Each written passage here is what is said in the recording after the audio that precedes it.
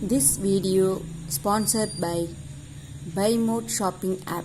BuyMode e-shopping application is one of the online shopping app now available on Play Store and App Store. BuyMode e-shopping. வணக்கம் நண்பர்களே, நாம் இன்றைக்கி என்ன பார்க்க போகிறோம்னா, திரு தென்கட்சி கோ சுவாமிநாதன் அவர்கள் நமக்கு சொன்ன ஒரு சிரிப்பு, நம்மை சிரிக்க வைக்கும், ஒரு ஆழ்ந்து சிந்திக்கவும் வைக்கும் ஒரு நகைச்சுவையான ஒரு சிறு கதையை தான் நாம் இங்கே பார்க்க போகிறோம். ஒரு மந்திரி ஒருத்தர் இருந்தார். அவர் மனைவியோட தொல்லை தாங்க முடியாமல் முதல்வரை போய் பார்த்தாராம். எனக்கு போலீஸ் மந்திரி பதவி வேணும்னு அந்த மந்திரி கேட்டாராம். எம்எல்ஏ ஒருவர் கேட்டார். முதல்வருக்கோ செம கடுப்பு, கோபத்தோட பொதுச் செயலாளரை பார்த்தாராம். உடனே எம்எல்ஏவின் பொது அறிவினை பற்றி நம்ம முதல்வருக்கு உணர்த்தணும், அவருக்கு உணர்த்தணும் அப்படின்ட்டு ஒரு கேள்வி கேட்டாராம் பொதுச் செயலாளர். கென்னடியை சுற்றி கொன்றது யார் என கேட்டாராம். பொதுச் செயலர் அருகில் வந்து 10 நாள் கழித்து வந்து சொல்கிறேன் என்றாராம் எம்எல்ஏ. அவரை போக சொன்னாராம் பொதுச் செயலாளர். முதல்வருக்கு வணக்கம் சொல்லிட்டு உடனே கிளம்பிட்டாரு. அங்கேருந்து கிளம்பிட்டாரு எம்எல்ஏ. பதைப்பதைப்போட பொதுச் செயலாளரிடம் அவர் கோபமாக போயிலிருக்கு என்றாராம் முதல்வர்.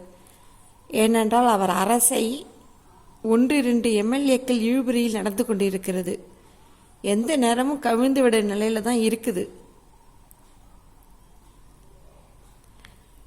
பார்த்துக்கலாம் அப்படின்னு சொல்லி சொன்னாராம்.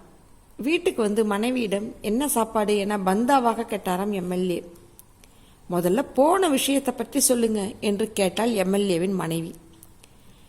கிட்டத்தட்ட முடிஞ்ச மாதிரி தான், அடுத்த வாரம் அறிவிச்சிடுவாங்க என்றாராம்.